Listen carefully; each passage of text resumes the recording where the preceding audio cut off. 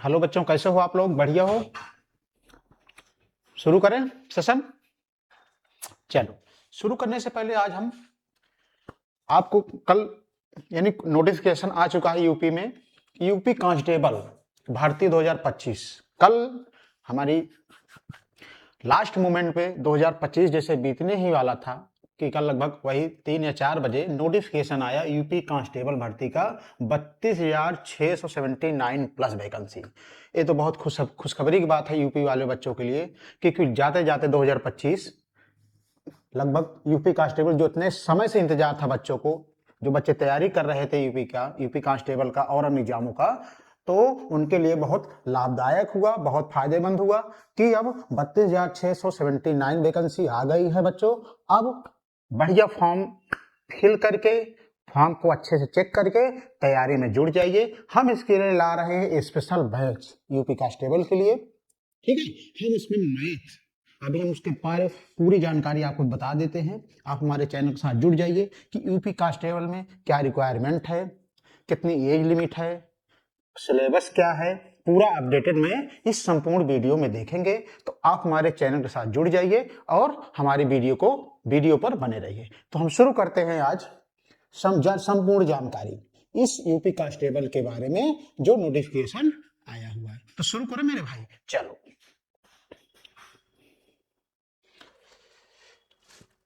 तो बच्चों, important date, ये ऑनलाइन फॉर्म कब भरा जाएगा मेरे भाई? तो ये फॉर्म स्टार्ट हो चुका है 31 दिसंबर से। जो ऑनलाइन यूपी कांस्टेबल का जब फॉर्म, जो ऑनलाइन फॉर्म स्टार्ट डेट है वो 31 दिसंबर है, और इसकी लास्ट डेट क्या रहेगी मेरे भाई? 30 जनवरी तक। इसका मतलब गवर्नमेंट ने आपको प्रॉपर 1 महीने का टाइम दिया है, आराम से फॉर्म भरो। 1 महीने का टाइम नेट दिया है आपको, तो उसमें कोई जल्दबाजी करने की जरूरत नहीं है।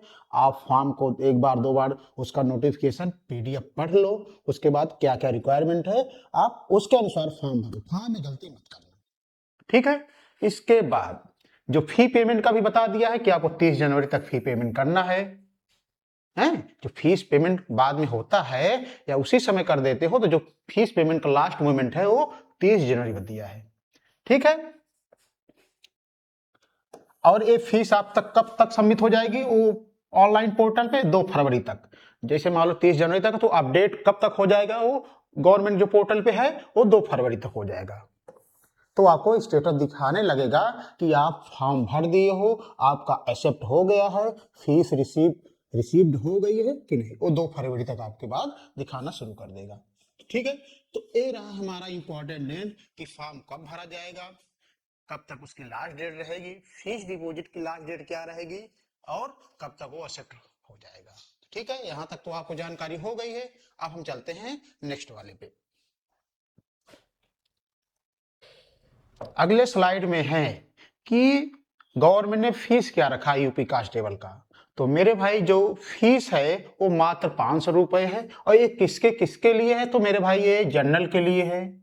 ईडब्ल्यूएस, जनरल के बाद जो ईडब्ल्यूएस होता है, एक आरक्षण आया है, उसके लिए है।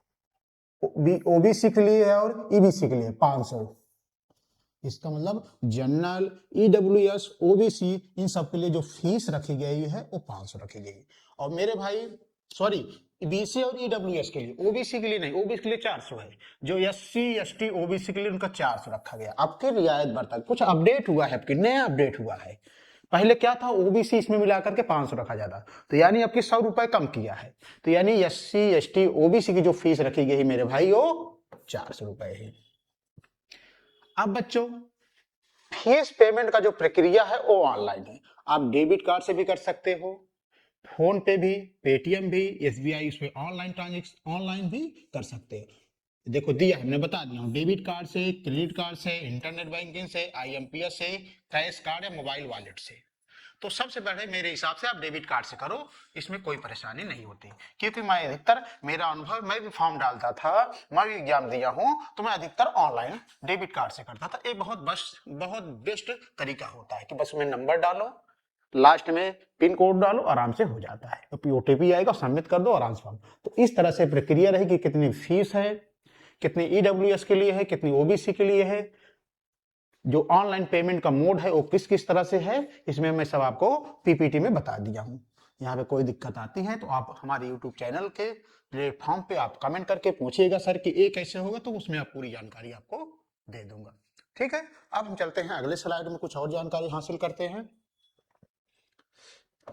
अब मेरे भाई मेन मुद्दा होता है कि इसमें एज क्या दिया है। तो भाई आपकी एज तो बहुत थोड़ा वो है, बहुत कम समय जो एज लिमिट है वो दिया है भाई, उसमें थोड़ा रियायत नहीं बरती है। आपको मिनिमम एज जो होनी चाहिए आपका 18 वर्ष होनी चाहिए, और जो मैक्सिमम एज होनी चाहिए वो 22 साल तक, बस। यानी मोटा मोटा कहें तो 18 से 22। ये किनके लिए है बच्चों? ये मेल के लिए है, यानी पुरुष वर्ग के लिए। पुरुष वर्ग के लिए जो एज दिया है यूपी कांस्टेबल में आपकी जो चेंज हुआ है 18 से 22, मात्र 18 से 22। जो फीमेल कैंडिडेट है यानी जो स्त्री वर्ग है उनका कितना दिया है मेरे भाई? 18 से 25। तो ये थोड़ा कंसीडर करने वाला मामला है कि पुरुष वर्ग की 18 से 22 है और फीमेल कैंडिडेट की 18 से 25 है। और ये कब तक काउंट होगी? 1 जुलाई 2025 तक। ये 1 जुलाई 2025 तक काउंट होगी। कितने साल का अगर आप हो, इतने इसके ऊपर नहीं जाएगी, 1 जुलाई 2025 तक की ही काउंट होगी। अब बच्चों इसमें कुछ है कि जैसे एससी एसटी हैं, ओबीसी हैं, उनके लिए 5 साल की छूट है। वो तो एज पर द रिलैक्सेशन की जो आरक्षण मिलता है वो तो हर उसमें मिलता है, हर एक गवर्नमेंट एग्जाम में। तो जो 5 साल की छूट रहेगी ओबीसी की रहेगी, एससी एसटी उनके लिए आप नोटिफिकेशन एक बार देख लीजिएगा, छूट मिलेगी आपको। लेकिन जो ओबीसी हैं और एससी और एसटी हैं उनके लिए मैं बता रहा हूँ। और जो एक जनरल एज है वो 18 से 22 है मेल के लिए, याद रखना मेरे भाई। और जो फीमेल के लिए है वो 18 से 22, सॉरी 18 से 25 साल है। तो भाई आपको एज के बारे में आपको पता हो गया कि कहां से कहां तक लेंगे, आपका कितना वर्ष लेंगे मेल का, कितना लेंगे फीमेल का। यहां तक जानकारी हो गई मेरे भाई। अब हम चलते हैं आगे स्लाइड में, कुछ और जानकारियां हैं। तो देखो मेरे भाई दोस्त, और अगला स्टेप आता है कि इसमें सर किस क्लास से लेंगे, यानी कितना तक अगर हम पढ़े हैं तो फॉर्म डाल सकते हैं। तो बच्चों आपको कुछ नहीं करना, केवल आप 12th पास हो। भारत के किसी भी बोर्ड से, भारत में ही किसी बोर्ड से, किसी भी इंस्टीट्यूट से, किसी भी बोर्ड से आप अगर 12वीं पास हो तो आप यूपी कांस्टेबल में फॉर्म डाल सकते हो, इसमें कोई वो नहीं है। तो इसमें लिख दिया है सीधे सीधे, कैंडिडेट मस्ट है पास 12th इंटरमीडिएट, भाई 12वीं को ही इंटरमीडिएट बोलते हैं इंग्लिश में, from a recognised board in India, Bharat के चिन्हित बोर्डों में से वो 12वां पास हो। तो इसमें शैक्षिक योग्यता यही मांगा है कि आप 12वीं पास हो तो आप फॉर्म भरने के लिए एलिजिबल हो। यहां तक अगर कोई बच्चों को दिक्कत हो तो बताना। हम आगे स्लाइड पे अब चलते हैं। अगला स्लाइड हमारा में क्या दिया है जानकारी मेरे भाई? अगली स्लाइड में जानकारी यह दिया है कि इसमें टेस्ट भी होंगे, कि जैसे भाई आप रिटर्न दे दिए तो फिजिकल टेस्ट, ये सब क्या क्या है, उसमें पैमाना मांगा है। तो मेरे भाई पैमाना ए मांगा है, इसको पीएसटी बोलते हैं, फिजिकल स्टैंडर्ड टेस्ट, इसको क्या बोलते हैं? पीएसटी। भाई इसमें दौड़ परीक्षा देने के बाद इसमें फिजिकल स्टैंडर्ड टेस्ट भी होता है। वो क्या है?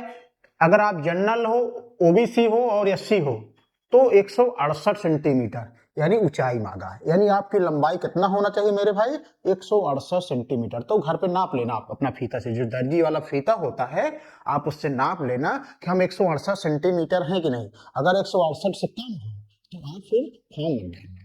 ठीक है, इसमें पैमाना दे दिया, इसीलिए आप 168 सेंटीमीटर आपकी लंबाई है, यानी आप अपने ऊंचे हो, उतने बड़े हो तो आप फॉर्म भरने के लिए एलिजिबल हो। ठीक है, और एसटी के लिए 160 सेंटीमीटर। ठीक है, ये मेल कैंडिडेट में जो जनरल है, जो पिछड़ी जात के हैं, जो एससी है शेड्यूल कास्ट, उनकी जो लंबाई है 168 सेंटीमीटर है, तब वो फॉर्म डालने में एलिजिबल है। नहीं तो मान लो आप पहले स्टेज पास कर लिए, दूसरे स्टेज में इसमें आपको निकाल देंगे। तो 168 सेंटीमीटर इसमें दिया गया है। और वही फीमेल कैंडिडेट के लिए जो स्टैंडर्ड पैमाना है वो क्या है बच्चों? अगर वो जनरल में है, ओबीसी में आते हैं, एससी में आते हैं तो 152 सेंटीमीटर, तो नॉर्मली है 152 सेंटीमीटर मांग रखा है। अगर वो 152 सेंटीमीटर की हैं तो फॉर्म डाल सकती हैं, ये भी वो फॉर्म भरने के लिए एलिजिबल है। फिर उनको आप शारीरिक दक्षता में उनको निकाला नहीं जाएगा। और वहीं एसटी में 147 सेंटी मांग रखा है, 147 सेंटीमीटर। तो ये हमारा पीएसटी रहा फिजिकल स्टैंडर्ड टेस्ट, किसमें, यूपी कांस्टेबल में, कि मेल का कैंडिडेट का कितना होता है, फीमेल कैंडिडेट का कितना होता है, उसमें जनरल, ओबीसी, एससी की कितनी ऊंचाई है, एसटी कितनी ऊंचाई है, वही फीमेल में सेम लागू होता है। ठीक है बच्चों, तो ये रहा हमारा फिजिकल स्टैंडर्ड टेस्ट। अब आगे स्लाइड में और जानकारियां हैं, हम आगे बढ़ते हैं। तो देखो भाई, फिजिकल इफिशियंसी टेस्ट, इसको क्या बोलते हैं, पीईटी। वो तो पीएसटी था, ये क्या था, फिजिकल इफिशियंसी टेस्ट। भाई इसमें दौड़ है। जब आप परीक्षा देने के बाद आपका फिजिकल स्टैंडर्ड, पहले ऊंचाई नापेंगे, आप उसमें एलिजिबल हो गए तो फिर आपका दौड़ कराएंगे। दौड़ में बच्चों जो मेल कैंडिडेट है, इसमें जनरल ओबीसी कुछ नहीं मांग रखा। जो मेल की दौड़ है वो 4.8 किलोमीटर है, और कितने मिनट में है, 25 मिनट में। यानी आपको 25 मिनट में 4.8 किलोमीटर आपको दौड़ना है, ये पैमाना है। और जो फीमेल का है मेरे भाई, वो 2.4 किलोमीटर है, कितने मिनट में, 14 मिनट में। इसमें अलग अलग है, मेल का अलग दिया है, फीमेल का अलग दिया है। मेल का थोड़ा ज्यादा दे दिया है, 4.8 किलोमीटर दिया, लेकिन उनका समय भी ज्यादा है, 25 मिनट। इसमें फीमेल कैंडिडेट को भाई 2.4 किलोमीटर दिया है, लेकिन समय उसमें है 14 मिनट। तो ये हो गया पैमाना किसका, रेस का, फिजिकल इफिशियंसी टेस्ट में। तो यहां तक बातें क्लियर हो गई हूं, तो हम आगे बढ़ते हैं। ठीक है, हम आगे बढ़ते हैं। अब आते हैं बच्चों कि पेपर ये कैसे होगा, ऑनलाइन होगा कि ऑफलाइन होगा। तो बच्चों ये पेपर ऑफलाइन होगा, ओमार सीट पे होगा, आपको गोला लगाना पड़ेगा। इसमें बाकायदा मैंने इसलिए पीपीटी बना दिया हूं। तो सबसे पहले मेरे भाई रिटन एग्जाम होगा, वो कैसे होगा, ओमार सीट बेस पे होगा। तो ये दिमाग में बैठा लो कि हमारा जो यूपी कांस्टेबल का एग्जाम होगा वो ऑनलाइन न हो करके ऑफलाइन होगा, ओमार पे होगा। इसलिए ओमार सीट खरीद करके उस पर प्रैक्टिस करना आप, क्योंकि ऑनलाइन का जो हैबिट पड़ी है उसको छोड़ना है। कर दिए तो आप उसमें भी आपको क्वेश्चन या नंबर कट जाएंगे, फिर वो नंबर नहीं मिलेगा या कॉपी ही चेक नहीं होगी। तो ओमार सीट आप लेकर के उस पर प्रैक्टिस स्टार्ट कर दो। ठीक है, क्योंकि यूपी कांस्टेबल का जो एग्जाम होगा वो ओमार सीट पे होगा। दूसरा नंबर आता है, मैंने बता दिया हूं, फिजिकल इफिशिएंसी टेस्ट होगा, दौड़ होगा, फिजिकल स्टैंडर्ड टेस्ट होगा, ये होता है।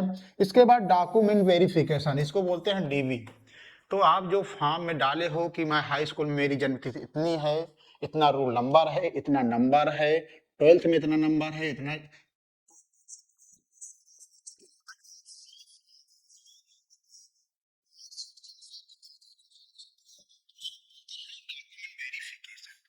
पार्ट में आता है। ठीक है मेरे भाई, उसके बाद में होता है मेडिकल टेस्ट। क्या होता है आपका, मेडिकल टेस्ट। मेडिकल टेस्ट में बच्चों कि कहीं आपका हाथ तो नहीं टूटा है, कहीं अंगुली फ्रैक्चर तो नहीं है, कहीं आंख से नहीं दिखाई पड़ता, कहीं आपके कान में प्रॉब्लम है, ये सब उसमें क्या होता है, मेडिकल टेस्ट में। ये प्रॉपर डॉक्टर आपको चेक करेंगे आपका पूरा बॉडी। तो ये होता है किसमें, मेडिकल टेस्ट में। तो इस तरह से मेरे भाई पांच स्टेप हैं, आपको 5 स्टेप पास करके तब आपको मेरिट बनेगी। तो मेरिट में अगर आपका नाम आ जाता है या आपका रोल नंबर आ जाता है तो आप फाइनली सिलेक्टेड हो गए। फाइनली क्या हो गए मेरे भाई, आपका सिलेक्शन हो गया, फिर आपको ट्रेनिंग होगी, फिर आपको जिले वाइज या शहर या जहां भी रखना हो गवर्नमेंट को आपका ड्यूटी रखेगी। तो इस तरह से ये मोड ऑफ सिलेक्शन के सीढ़ी है।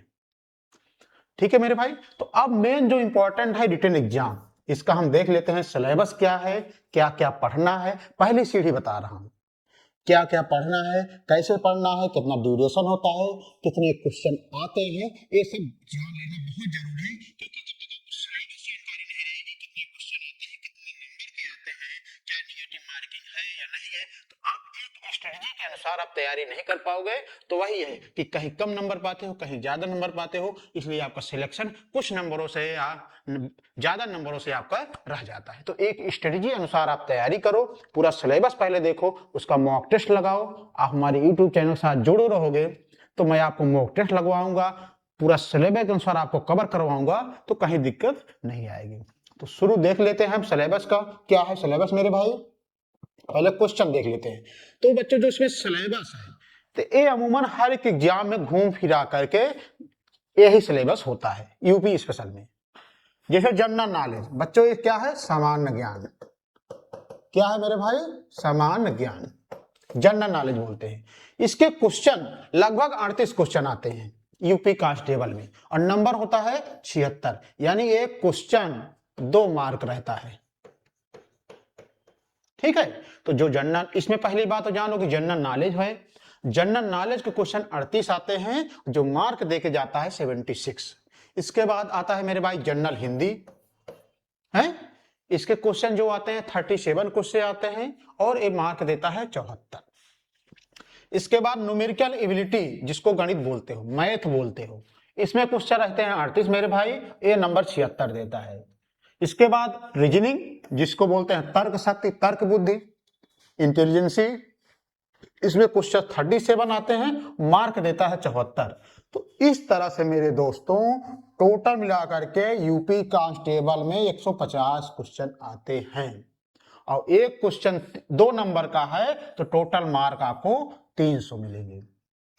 यानी मोटा मोटा कहें, एक स्पेसिफिक तरीके से कहें तो यूपी कांस्टेबल में 150 क्वेश्चन आते हैं और टोटल मार्क 300 होता है, इसी में कट ऑफ जाती है।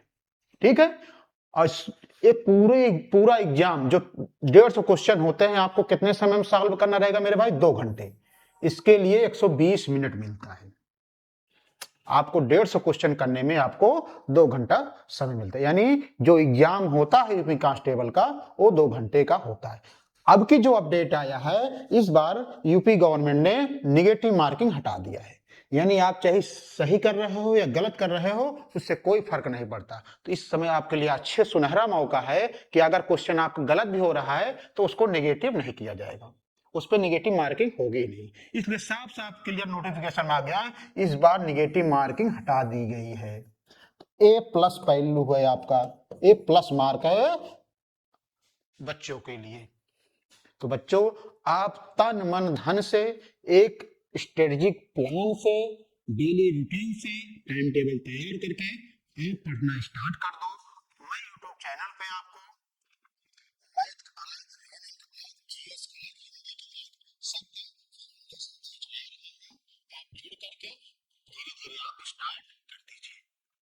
ठीक है बच्चों, तो आप इसके बारे में जान गए कि नंबर आप क्वेश्चन कितने आते हैं, टोटल नंबर कितने आते हैं, क्या निगेटिव मार्किंग है, कितने घंटे का है, पेपर होता है। आगे चले मेरे भाई, चलो। अब देखो बच्चों सिलेबस में पढ़ना क्या है।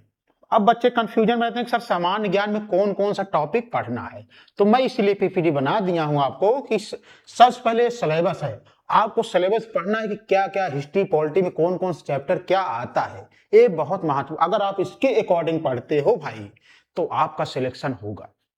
अगर आप सिलेबस के इधर उधर भटके तो समझ लो कि आप रॉन्ग वे में जा रहे हो, तो फिर आपको ज्यादा मेहनत करना पड़ेगा। ठीक है, आप इसके अकॉर्डिंग पढ़ो बस। तो सामान्य ज्ञान का मैंने कुछ दिया हूं, सामान्य विज्ञान है, भारत का इतिहास है, भारतीय संविधान है, भारतीय अर्थव्यवस्था है, संस्कृत है, भारतीय कृषि है, वाणिज्य एवं व्यापार है, जनसंख्या है, पर्यावरण है, नगरीकरण है, भारत का भूगोल तथा विश्व भूगोल है, प्राकृतिक संसाधन है, उत्तर प्रदेश की शिक्षा संस्कृति है, सामाजिक प्रथा है। तो ये सब पूरा दिया हुआ है, पुस्तक है, उनके लेखक हैं, सोशल मीडिया कम्युनिकेशन है, अनुसाधन, खोज है, सेवा है, पुरस्कार है, सम्मान है, देश है, राजधानी है, मुद्राएं हैं, महत्वपूर्ण दिवस है।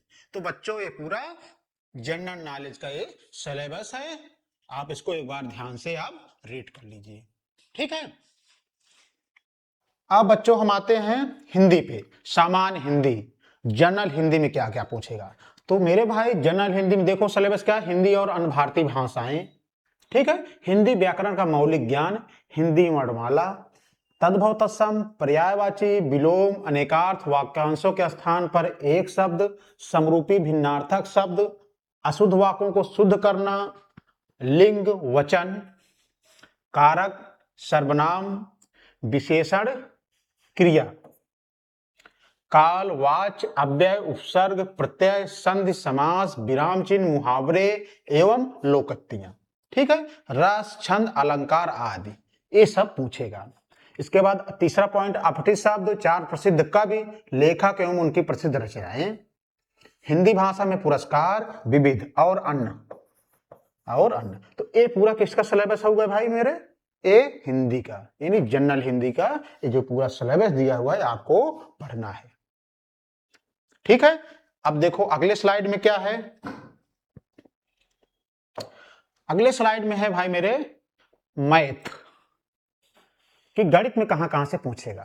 तो मैंने बता दिया हूं, देखो आप ध्यान से, सारे वही हैं, कहीं कुछ चेंज नहीं है। संख्या पद्धति, सरलीकरण, दशमलव भिन्न, मासा लासा, ठीक है, अनुपात समानुपात, प्रतिशतता, लाभ हान, छूट, साधारण ब्याज, चक्रित ब्याज, भागीदारी, अवसाद, समय कार्य, समय और दूरी, सारणी और ग्राफ का प्रयोग, मेंसुरेशन, अंक गणितीय संगणना, अन्य विश्लेषणात्मक कार्य विधि, ये सब पूछेगा।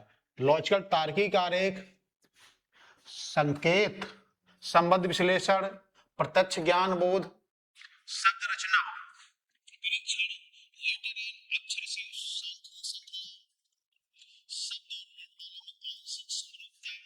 व्यवहारिक ज्ञान परीक्षण, दिशा ज्ञान परीक्षण, आंकड़ों का तार्किक विश्लेषण और अंतर्निहित भावों का निश्चित करना। ये पूरा जो सिलेबस है ये दोस्तों मैथ में आएगा। तो आपको इतना पढ़ना है, यानी आपको मेहनत करना है। आप बस जुटे रहो, मेहनत मैं करूंगा, आप मेरे साथ प्रैक्टिस करते जाओ, सब चीजें आसान हो जाएंगी। ठीक है, तो ये हुआ हमारा यूपी कांस्टेबल में मैथ का सिलेबस। ठीक है, अब हम आते हैं अगले स्लाइड पे, क्या क्या और जानकारी है। देखो अब रीजनिंग का है। तो रीजनिंग में क्या क्या सिलेबस है मेरे भाई?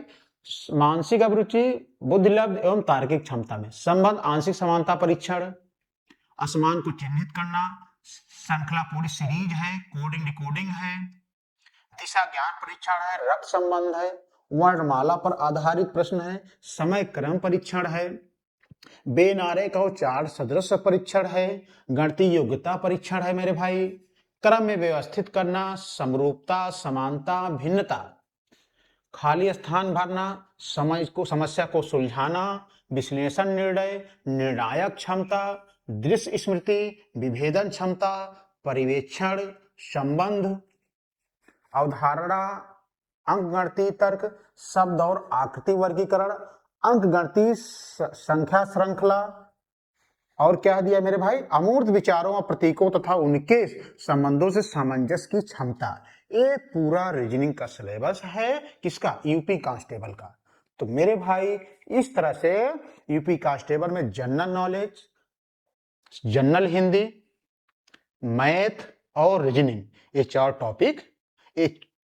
टॉपिक आएंगे, इनके पूरे चैप्टर हैं। तो आपको ये सब पढ़ना पड़ेगा। अधिक जानकारी के लिए आप हमारे इस दिए गए नंबर पे आप फोन करके डिटेल और न जानकारी हो तो आप पूछ सकते हो। ठीक है, देखो मेरे भाई सबसे अच्छा ये है कि इसमें आपकी गवर्नमेंट ने कैटेगरी वाइज कर दिया है कि भाई कि जनरल में कितनी पोस्ट है, ओबीसी में कितनी पोस्ट है, ईडब्ल्यूएस की कितनी पोस्ट है, एससी एसटी की कितनी पोस्ट है। ये बहुत अच्छा किया है। तो मैंने डिटेल लिख दिया हूं आपको, कैटेगरी वाइज वैकेंसी डिटेल। तो मेरे भाई जनरल की पोस्ट है 13,093 है, सबसे ज्यादा पोस्ट है। ठीक है, इसके बाद ईडब्ल्यूएस के भी छांट दिया है, 3,264 है। यानी जो ईडब्ल्यूएस वाले रहेंगे उनकी जो पोस्ट दिया है 3,264 है। ठीक है भाई, ओबीसी की भी छोड़ एक अलग कर दिया है, 8,818 है।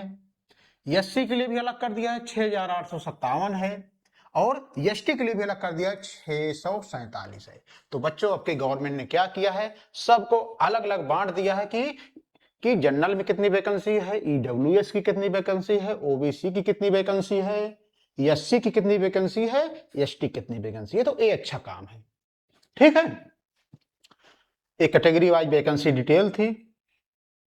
तो बच्चों इस तरह से हमने आपको संपूर्ण जानकारी यूपी कांस्टेबल का बता दिया हूं। अगर अब भी कोई डाउट होता है तो आप हमारे दिए गए नंबर पे संपर्क कर सकते हो, व्हाट्सएप कर सकते हो, पूछ सकते हो। तो फॉर्म स्टार्ट हो गया है, आप एक दो बार उसको नोटिफिकेशन पढ़ लो, जो मैं जानकारी दिया हूं उसको जान लो, उसके बाद आप फॉर्म भर करके तैयारी में जुट जाओ, मेहनत से जुटो कि अब की 2026 में मुझे नौकरी पाना है। ठीक है मेरे भाई, तो आप हमें इजाजत दीजिए। नमस्कार, जय हिंद।